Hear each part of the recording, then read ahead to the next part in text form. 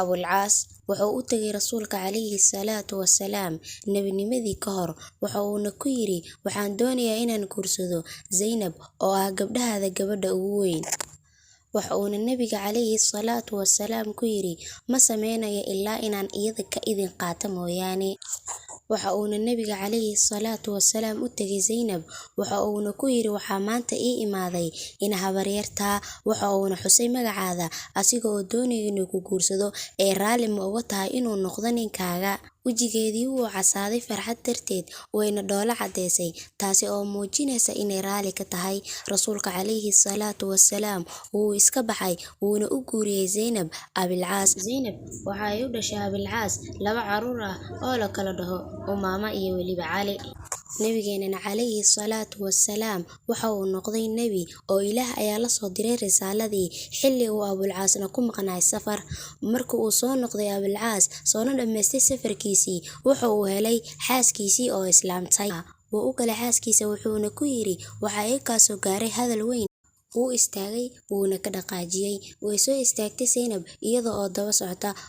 Waxa ayna ku tiri, aabbahay waxaa laga dhigay nebi, anigana waan islaamay. Waxa uu ku dhahay Abilcaas, soo ma wanaagsanaan lahayn inta aadan islaamin inaad aniga ii sheegto. Waxa ay ku dhahday Zaynab, anigu ma ihi mid beeninaysa aabbaheed, manahan aabbahay beenlow, ee waxa uu ahay nebinimadii xitaa ka hor saadiqul amiin, saadiqul masduuq. Laakiin Abulcaas waxa uu ku yidhi, anigu ma doonay in lay dhaho qoomkiisii ayuu hoojiyey, wuxuuna ku gaaloobay diintii aabbayaashiisa si uu u raaligeliyo xaaskiisa. Waxa uuna Abulcaas hadalkiisii sii raaciyey, ma ii cudur daaraysaa? Waxa ay Zaynab ku tiri, yaa kuu cudur daaraya haddaanan anigu kuu cudur daarin.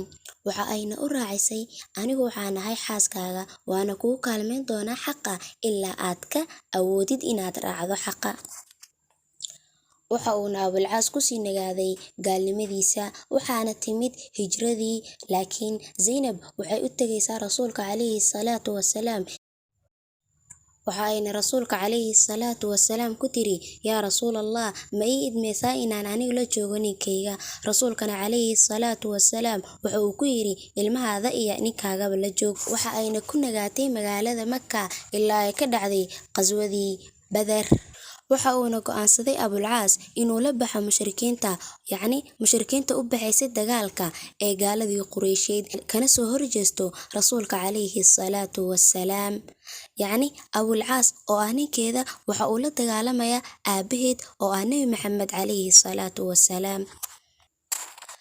Way murugootay, weliba aad ayay u murugootay Zaynab, way ooynaysaa, waxayna odhanaysaa, yaa Rab, waxaan ka cabsanayaa maalin ee qoraxdu soo baxdo oo ilmahayga agoontoobaan, amaba aniga aan aabbahayga waayo. Dagaalkii wuu soo idlaaday, Abulcaasna waxa uu ka mid noqday 70 nin ee dagaalkii Badar lagu qafaashay.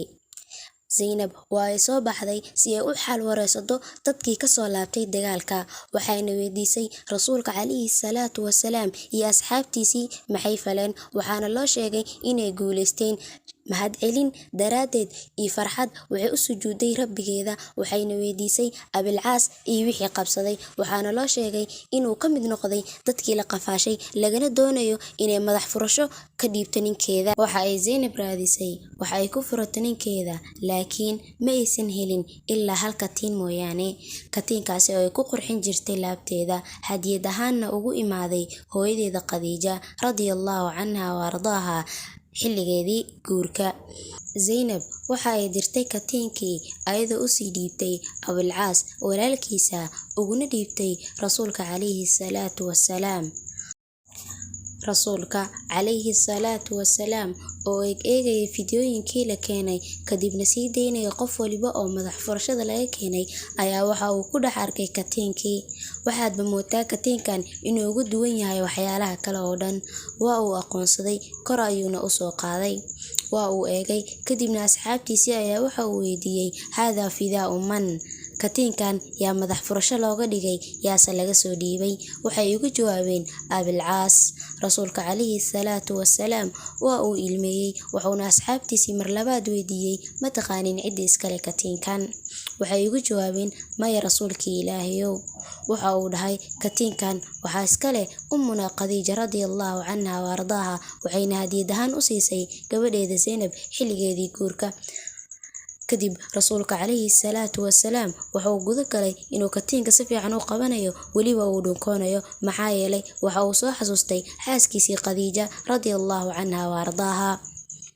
Kadib wuxuu rasuulka calayhi salaatu wasalaam weydiistay asxaabtiisa inay u sii deeyaan Abilcaas Zaynab, waxna furasho aysan ka qaadin, ay u celiyaan katiinkeeda, waa ayna ka aqbaleen. Markii la soo deeyay Abilcaas, wuxuu rasuulka calayhi salaatu wasalaam gooni ula baxay Abilcaas asigoo la hadlaya, waxa uu u sheegay in Allah subxaanahu wa tacaala uu ku amray inuu kala geeyo bayna muslima wa kaafira, haddana ka doonayo inuu u soo celiyo gabadhiisa Zaynab. Abilcaas si xushmad ku dheehan tahay ayaa waxa uu ugu jawaabay rasuulka, waan kuu soo celinayaa, waana samaynayaa. Waa uu baxay. Markii uu magaalada Madiina ka ambabaxay gaarayna magaalada Makka, ayaa wuxuu ku arkay albaabada magaalada inay ku sugayso Zaynab, doonaysana inay soo dhaweyso, laakiin waa uu la hadlay, wuxuuna ku yiri anigu waan baxayaa. Waxa ay ku tiri halkeed aadaysaa, laakiin wuxuu ugu jawaabay inuusan asigu meelna u socon ee u socdo kaliya ehelkiisa iyo magaalada Makka, laakiin iyadoo ay tahay qof tabaxaysa la rabana inay gaarto dhanka aabaheed iyo magaalada Madiina. Sabab ayay ku tiri, waxa uuna u sheegay bitafriiqi bayni wa baynak, kala geyn dhexdeena ah.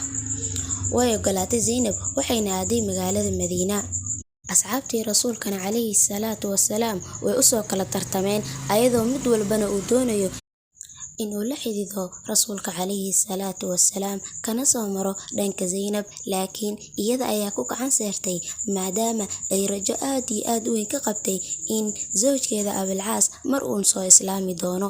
6 sano kadib markii ay magaalada Madiina tagtay Zaynab, waxaa albaabka ku soo garaacay xilli ay u dhowdahay salaada subax Abilcaas oo waxa uu ahaa safar ka socday magaalada Makka una socday magaalada Shaam.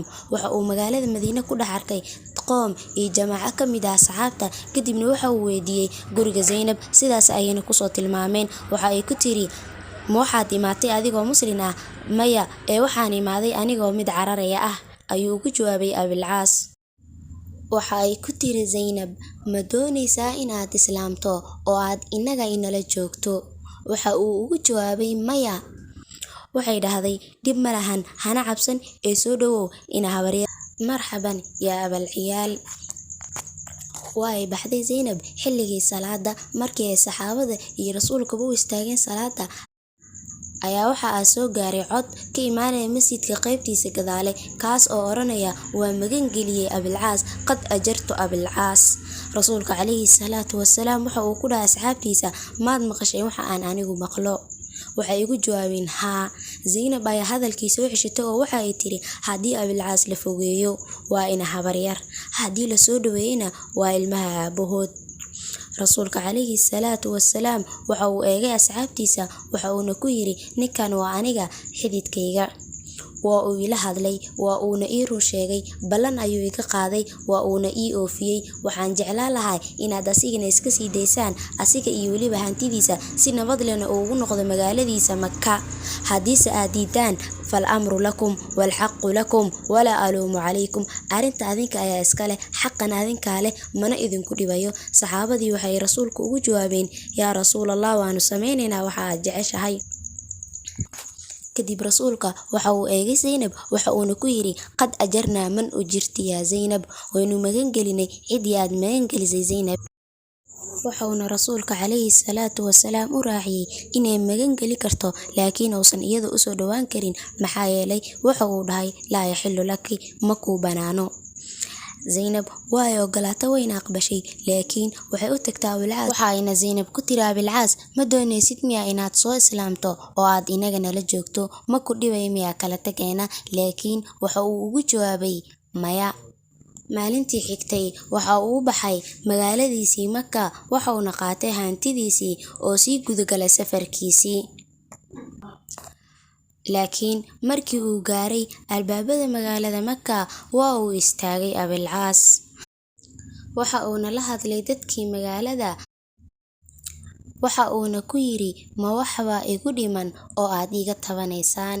Waxay igu jawaabeen, maya, kheyr allaha kaa abaalmariyo, waad noo oofisay ballankeena. Waxa uu markaasi ku yidhi, haddaba ogaada, anigu waxaan rumeeyey inuusan jirin alle kale allah mooyaane, Nabi Maxamedna uu yahay rasuulkiisa. إني أشهد أن لا إله إلا الله وأن محمدا رسول الله. waa uu soo kala firiyey kuna soo laabtay magaalada Madiina. Waxa uuna soo wajahay masjidkii rasuulka calayhi salaatu wassalaam. waa uu u yimid rasuulka, waxa uuna ku yidhi, yaa rasuulallah, shalay waad imagan gelisay, maantana waxa aan kuugu imid inaan ku dhaho ashhadu an laa ilaaha ila allah wa annaka rasuulullah. rasuulka waa uu ku farxay, saxaabadiina waa ay ku wada farxeen. waxa uuna Abulcaas hadalkiisii sii raaciyey, ata'dan lii an uraajica Zaynab?